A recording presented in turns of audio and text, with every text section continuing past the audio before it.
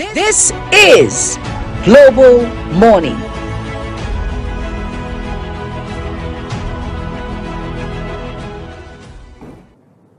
You're welcome back from that break, and if you're just tuning in, this is your Global Morning here on Global Television, and it's time for our first discussion of the day.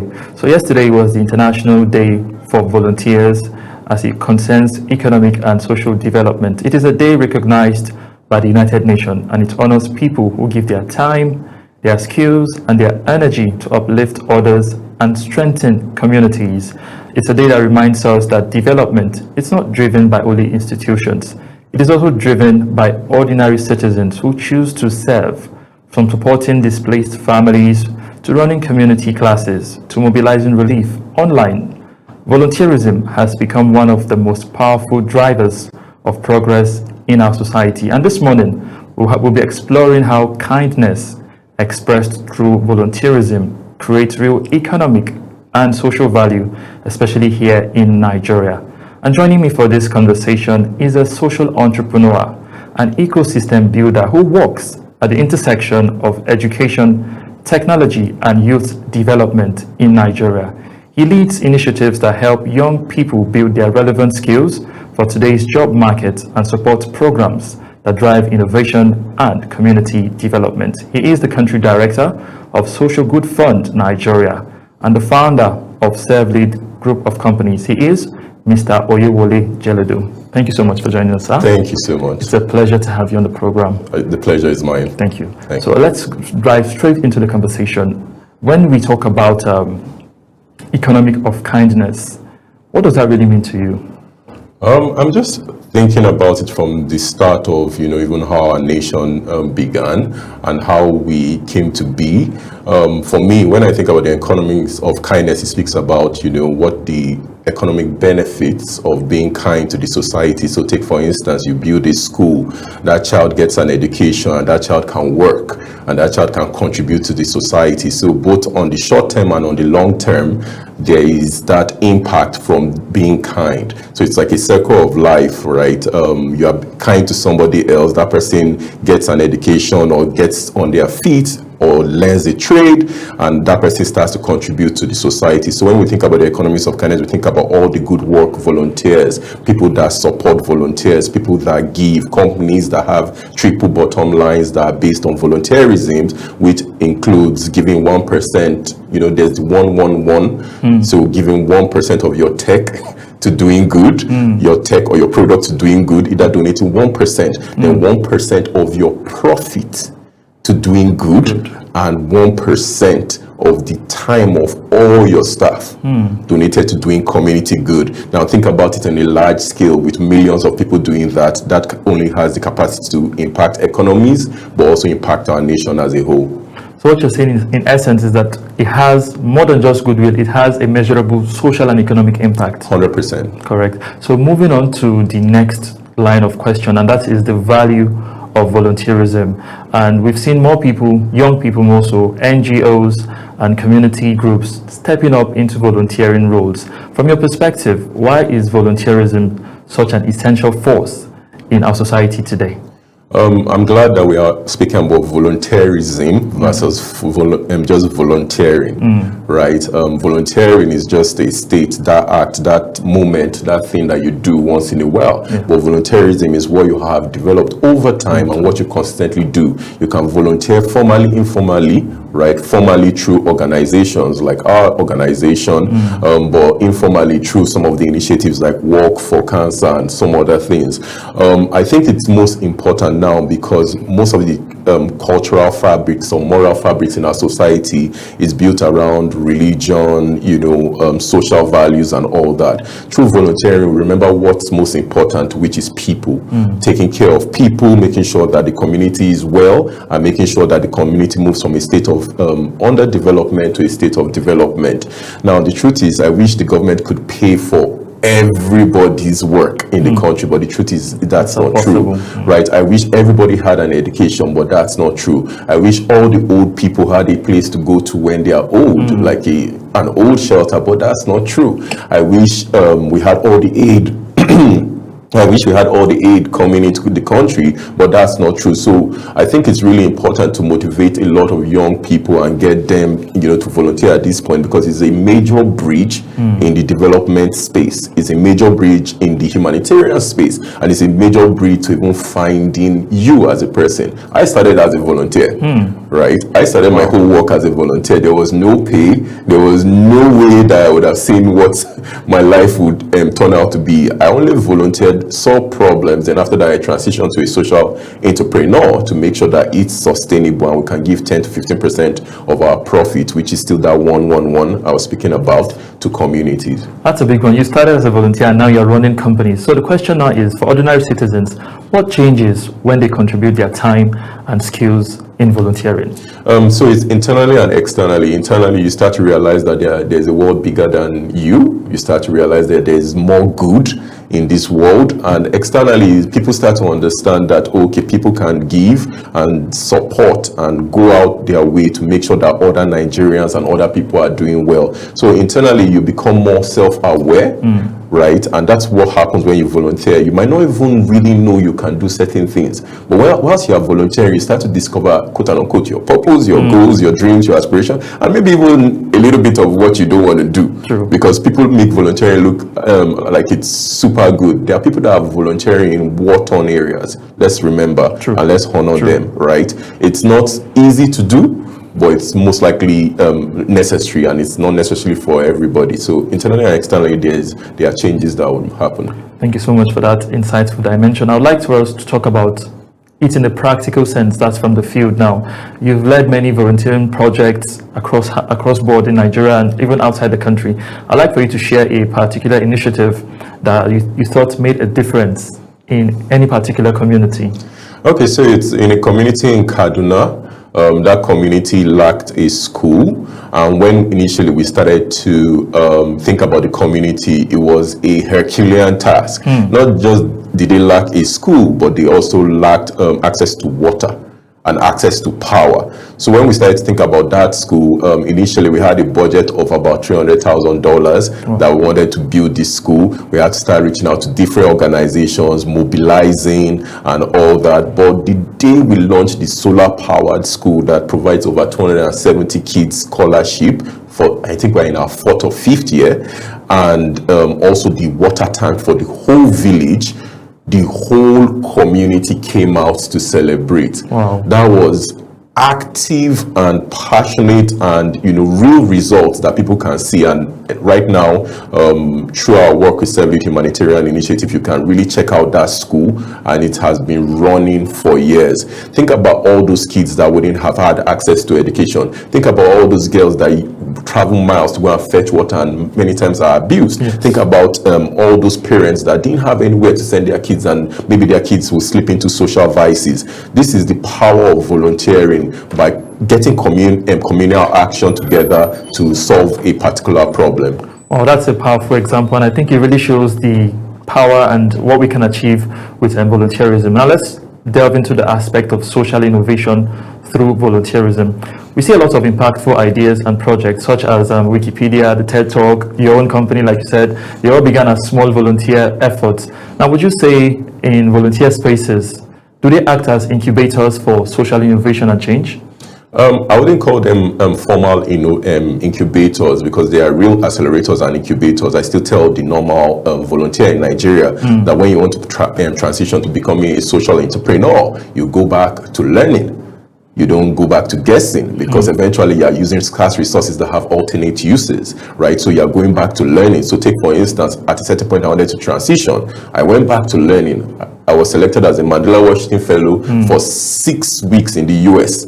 We were being taught stuff that we never learned in school, right? So it's about going back to learning. How do you build a sustainable system if you do not know how, right? So volunteering opens your eyes to, oh, this is the need, this is the challenge. But like any other thing, you have to learn how to tackle the challenge. You have to learn how to recruit. You have to learn how to lead people. You need to learn about accounting, because once you make a mistake with one grant, you can be flagged across different embassies and you never get a grant again. You need to learn about grant making. How do you apply? Then you need to learn about even yourself, right? What type of leader are you, right? Are you the type of leader that would want to get work done, or are you the type of leader that want to motivate others to get work done, right? So it's a whole process. So it's not automatic that just volunteering you learn that. I think volunteering opens your eyes to the real issues that needs to be tackled. It kind of helps you niche down to the problem you want to tackle, but your ability to go back and learn, right, and to innovate around that problems, around the problems that you're seeing, that's what's going to, make you really sustainable in that space. True. Like they say, knowledge is power, obviously. 100%. So we've seen volunteer spaces tend to be more creative and flexible than the traditional system. Why is that?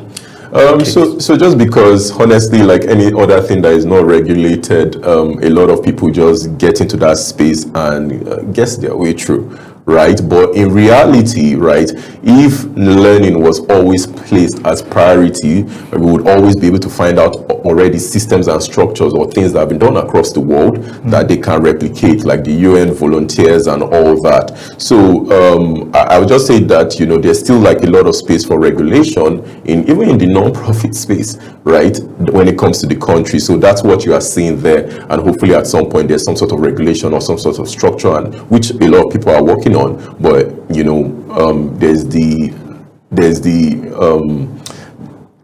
it's on paper, but its execution on the ground is another thing, and that's what we're hoping that will happen in the nearest future. Hopefully that happens. I want for us to talk about something I know you're very passionate about, and that is the young people, the youth factor in volunteerism. We've seen many young people leading volunteer movements, from education, climate action. Why do you think young people are embracing volunteerism right now much more than before? So a lot of young people have different reasons why they're embracing volunteering. Some other people just want to find out, right? Some other people want to find out what's happening in communities. Some other people are bored and they just want to hang out with their friends. So it's not necessarily that, they know the end goal. But one thing I do know, like, I remember 2 years ago, we carried about 100 young people, 70 Day of Good. We carried them across clinics, giving money to people that couldn't do their operations, sending gifts, and went to the orphanage.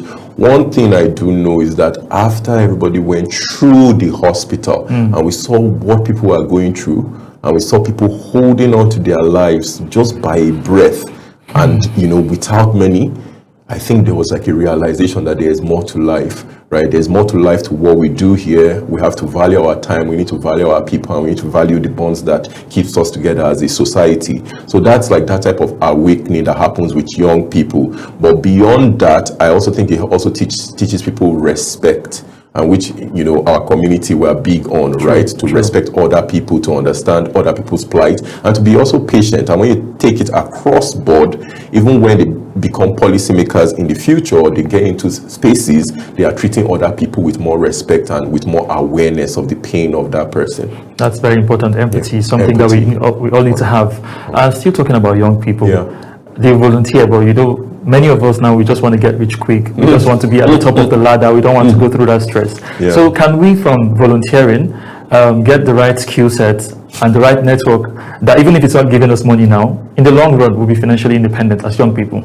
Yeah, so as young people, I always say to, maybe give or take, we've had over 3,000 people pass through our company, either in trainings or more.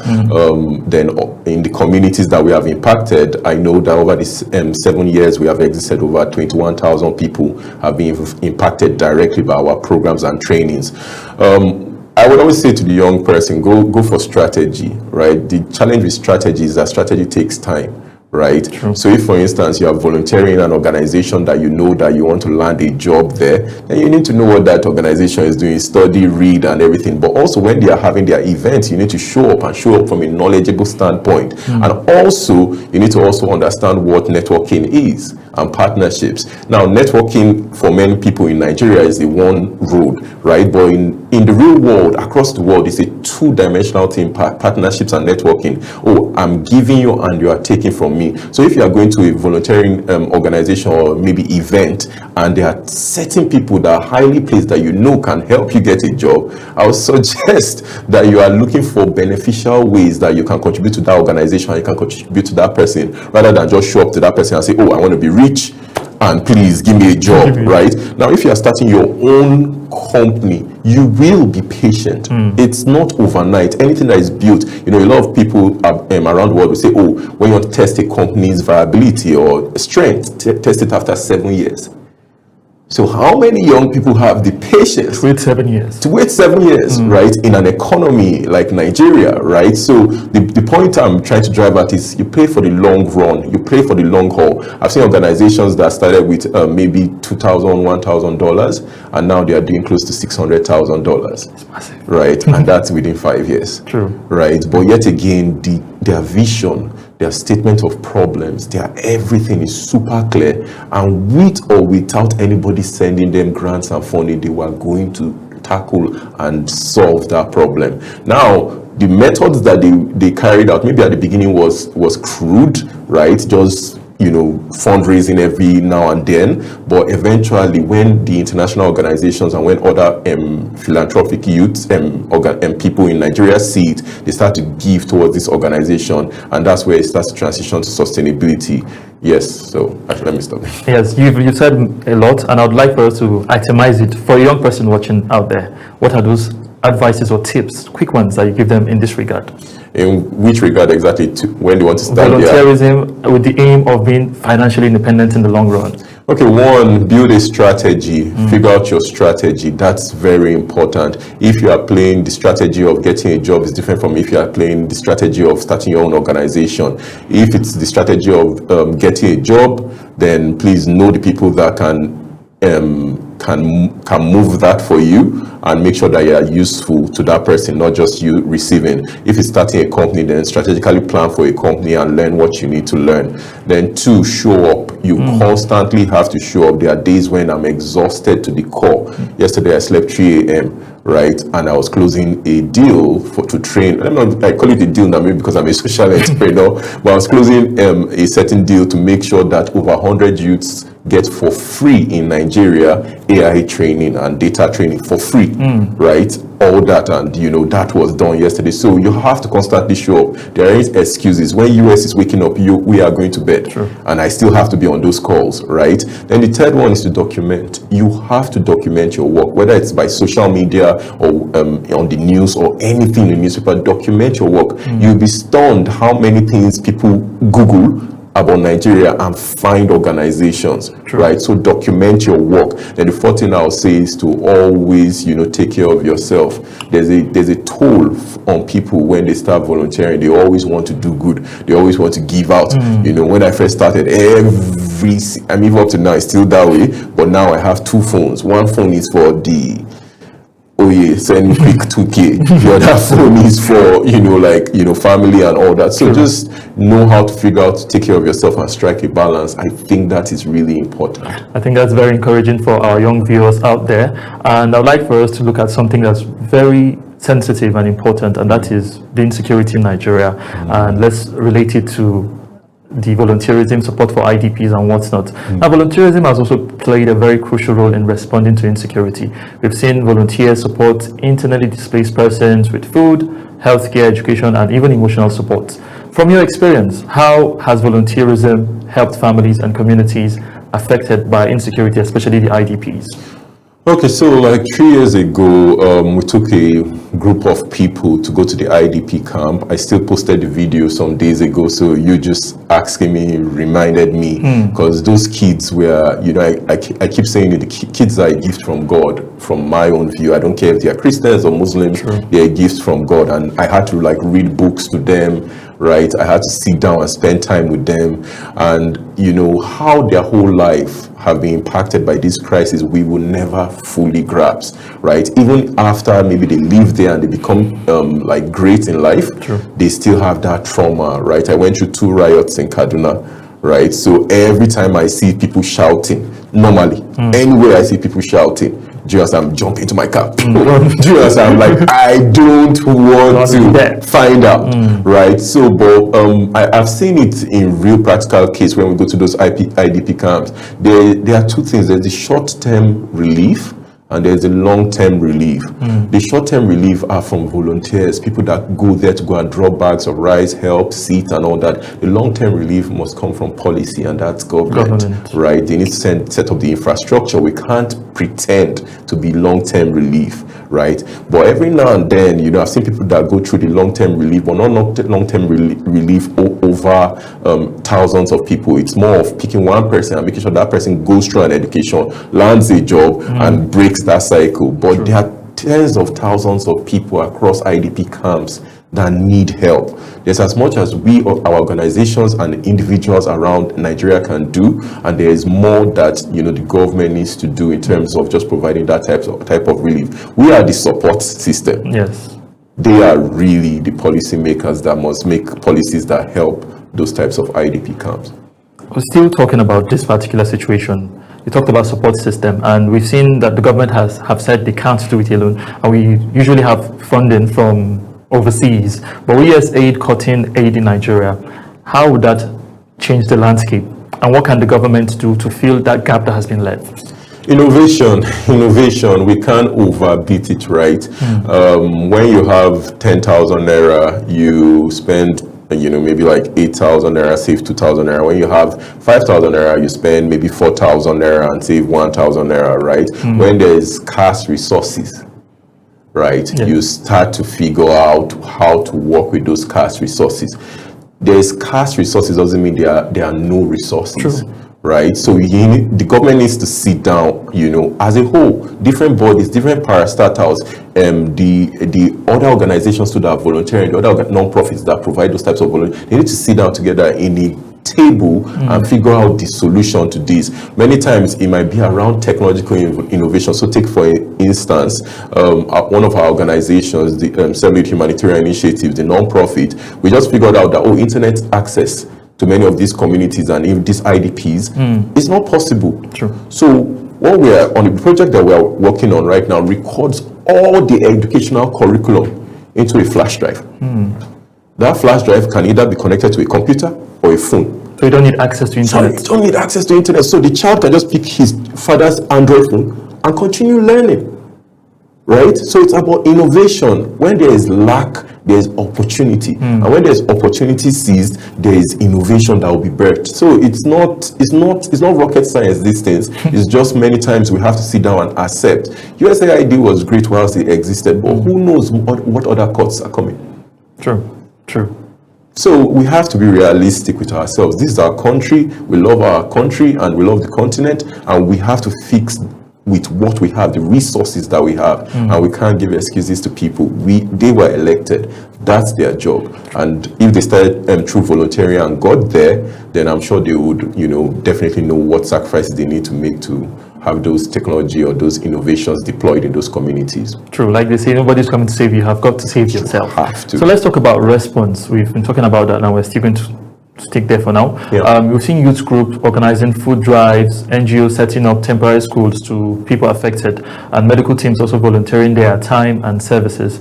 Why is it that these responses are always quicker in terms of crisis as opposed to the regular window where we are people who obviously need help that time, but with crisis we will see the responses faster? Why is it like that? To be honest, it's just people are dying. People are dying. Like when there was COVID, they shut down everything. Yes, some other countries took a while to shut it down, but people are dying, right? And every life lost is a valuable life, right? I don't want us to look at people as statistics, and that's what we always confuse. We always say, 1,000 people died here, or 300 girls were kidnapped. I'm like, those are real humans. Somebody not just numbers. Somebody went on the labor bed and gave birth to this person, trained this person, and somebody kidnaps that person. That's trauma at the highest level, but also those are real humans. The responses are just from the fact that people's lives are being lost, right? And many times, why you see certain places in the world that the responses are slow, most likely there are certain, I'll not say policies, but there are certain institutions that are preventing that response to get there. Everywhere in the earth that I've seen, whether it's in US, in the UK, everywhere in the world, there's an intrinsic nature for a human to be a volunteer, right? Or to volunteer time, effort, resources, those three things. There's an intrinsic, you want to help. Now, sometimes you don't have the capacity to help. That doesn't mean you do not want to help, right? So most of those types of places that you see, or maybe there's a slow response, most likely there's some sort of blockade or, challenge that is making that response not get as quick to those places. True. And we've seen that we're having our challenges. Everybody is going through something, but we still see volunteers make out time, in spite of their own challenges, to reach out to people who need help. So what does that tell you about the Nigerian spirit overall? So we're resilient, Nigerians, personally, my own view of Nigerians is that we are kind. Nigerians can see somebody on social media going through stuff and they'll raise, 10 million. Go fund me. Nigerians intrinsically give. Right? I'll see sometimes somebody will just wake up. I mean, I'm not going to talk about myself, how many times I see a major issue.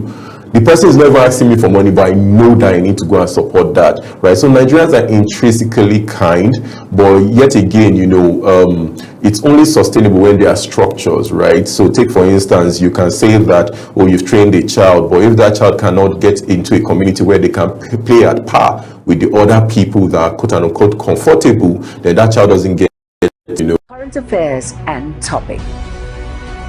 And at the same time, keeping you well informed about important events, both national and internationals. Global Morning serves as a valuable source of information, helping viewers like you start your day well informed.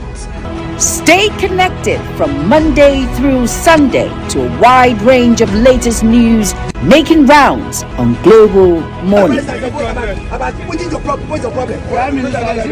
on the road to protest.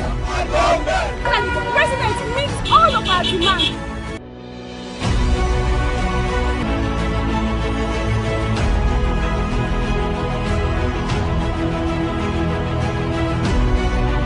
This is Global Morning.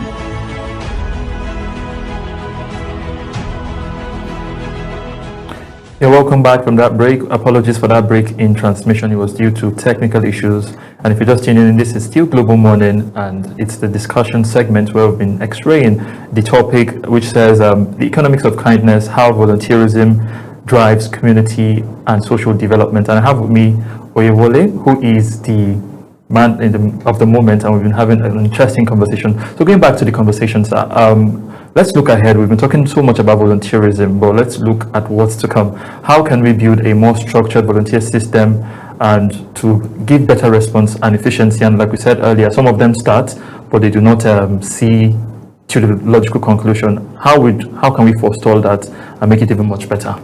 Okay, so it starts from advocacy, right? Getting everybody in the room and trying to develop structures and systems, as you rightfully said. And the second thing is education. There isn't anything that we are doing here that is new, right? We just need to learn from the past, learn from what works in our local climate, right? Taking the VUCA nature of Africa, we need to start looking at what really works, right?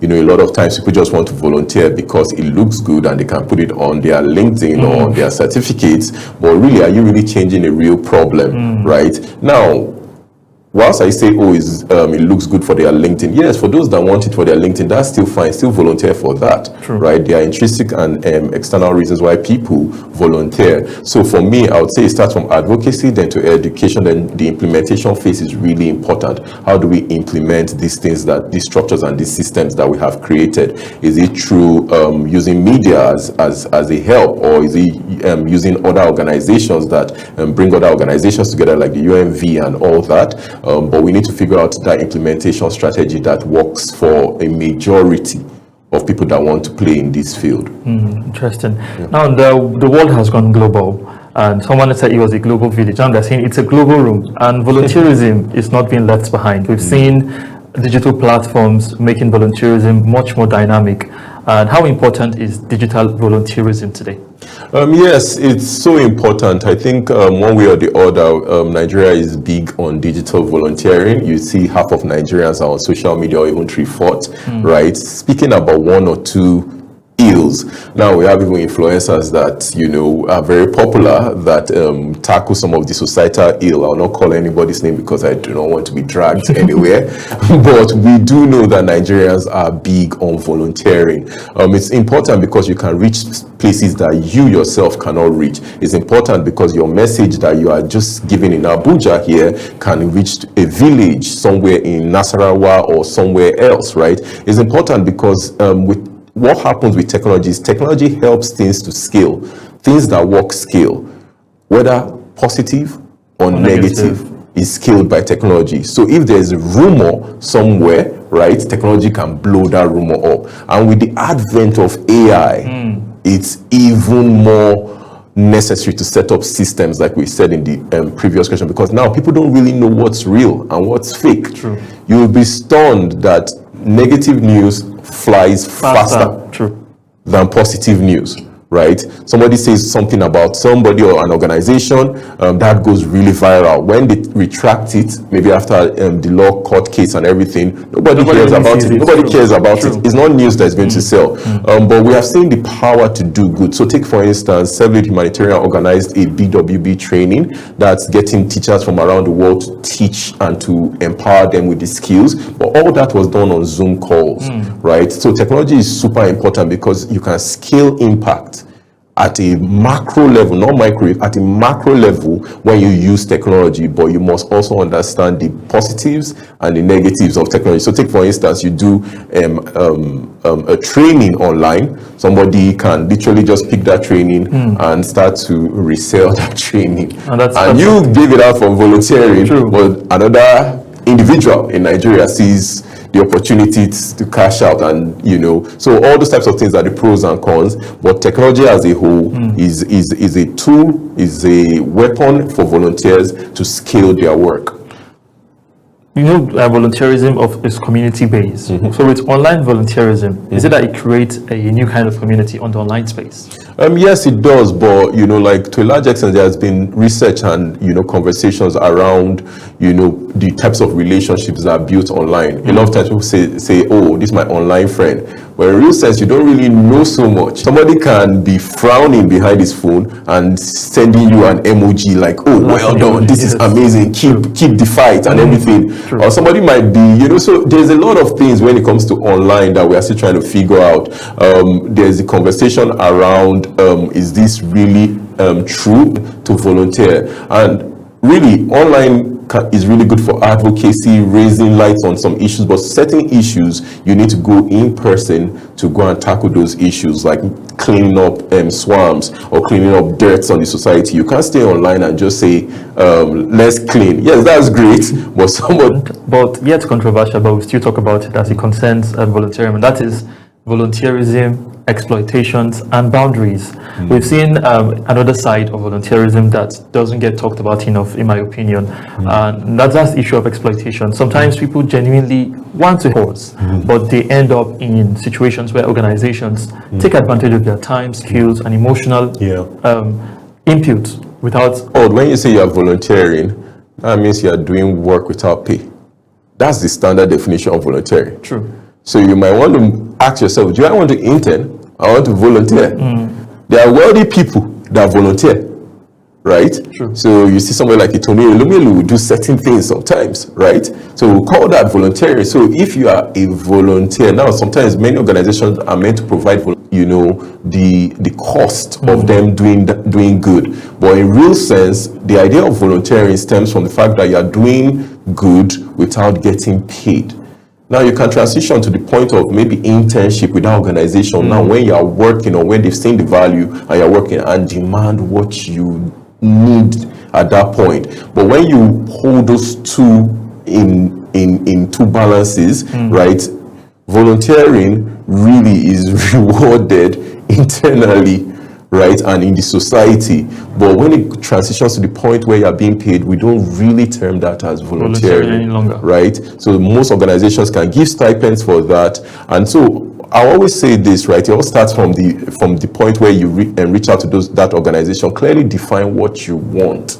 what you want to do. Many times people will come with the nuance that, oh, okay, they will just see my value and they will pay me. Who wants to just see value and throw away money, right? If that's the case, nobody needs to apply for a job.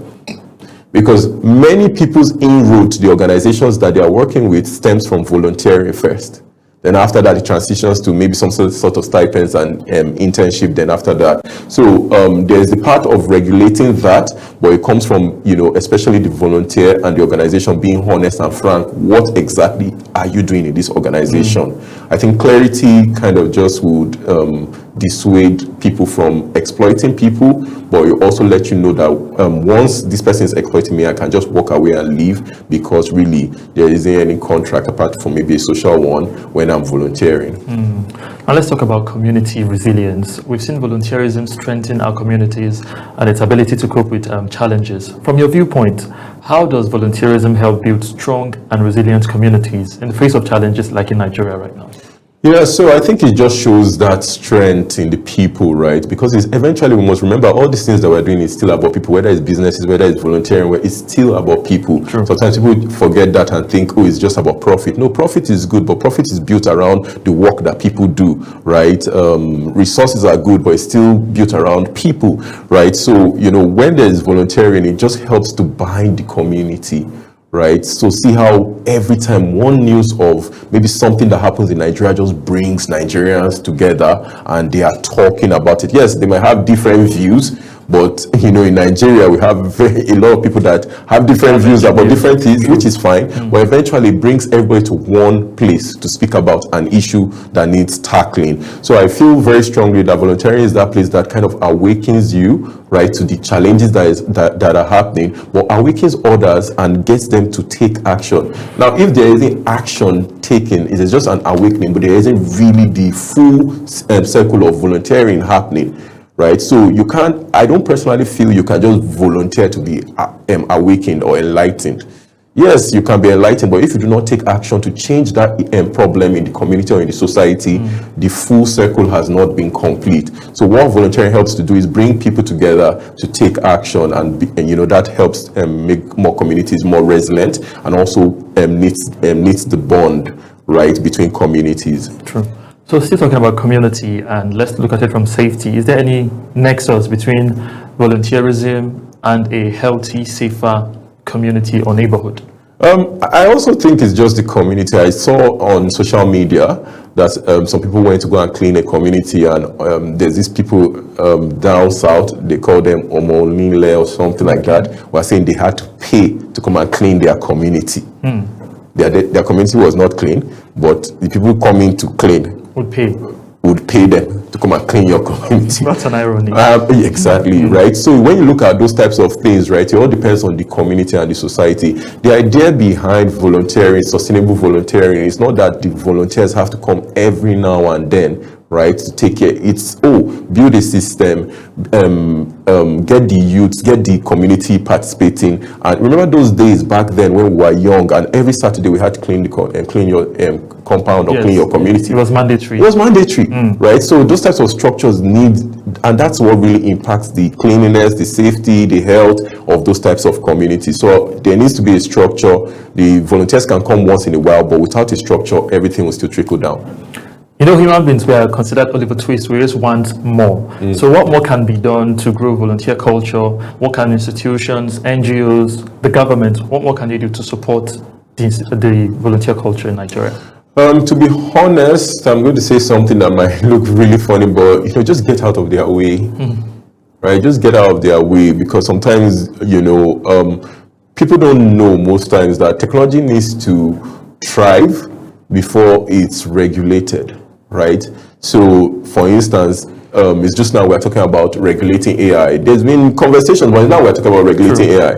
But if they didn't allow the scientists and the people to really figure out what AI can do, then they will not even know what they're even meant to regulate. Right? So there are many things in the voluntary space that people are trying to do, but there are a lot of blockades, do you understand, to executing these things, and sometimes some long-lasting cultures and traditions that are not easy to change. So pretty much many times people really want to be good, right? People really want to give to community, but many structures exist that, like for instance, they'll say, oh, certain communities have gatekeepers. Whilst that is good, because that gatekeeper can tell you how that community exists, but some people around the world might want to come and volunteer, right?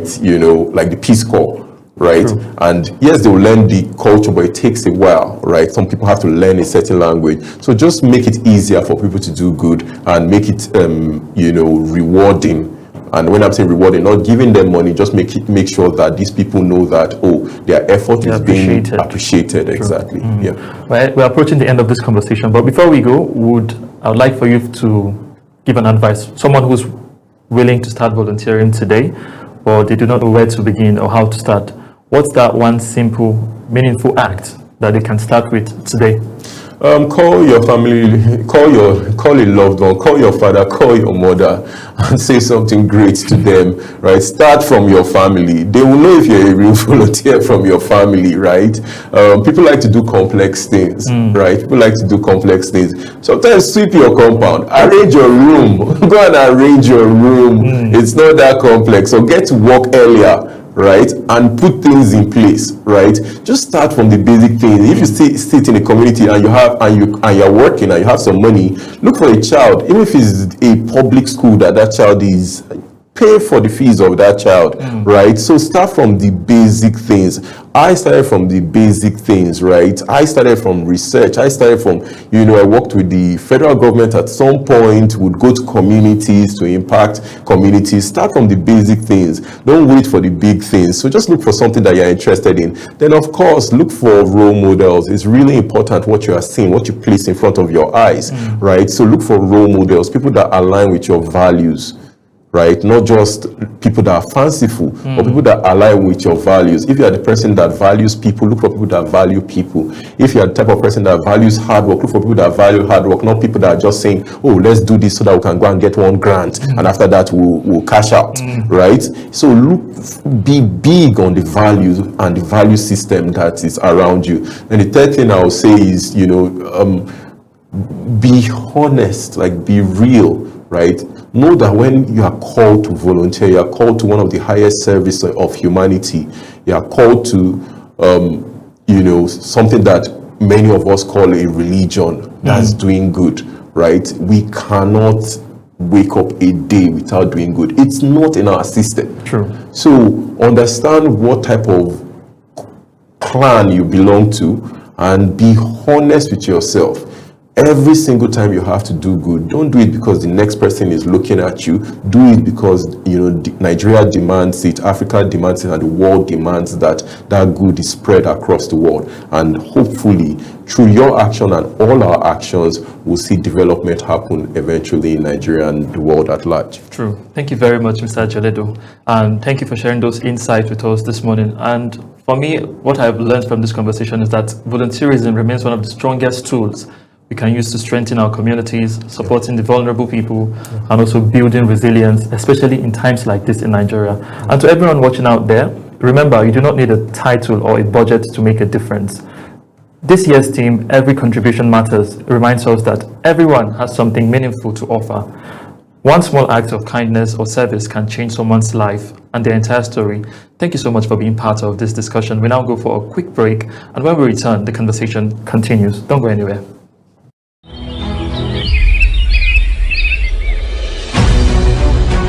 Global Morning is your top morning show here on Global Television. We bring you fresh news updates daily while delving into a variety of current affairs and topics.